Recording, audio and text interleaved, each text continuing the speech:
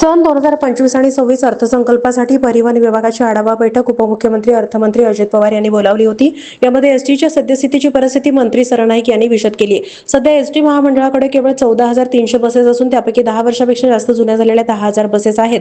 पुढील 3 ते 4 वर्षात प्रवासी सेवेतून बाद होतील. ही वस्तुस्थिती लक्षात घेता भविष्यात एसटीला आत्मनिर्भर होण्यासाठी स्वतःच्या बसेस घेणं आवश्यक आहे.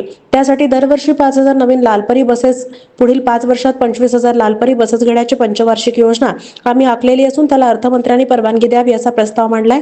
अर्थमंत्री अजित पवार यांनी या प्रस्तावाचे निकड लक्षात घेऊन तातडीनं तत्वतः मान्यता दिली असून याबद्दलचे प्रताप सरनाईक यांनी आभार मानलेत. गाव तिथे एसटी, मागेल त्याला बस फेरी.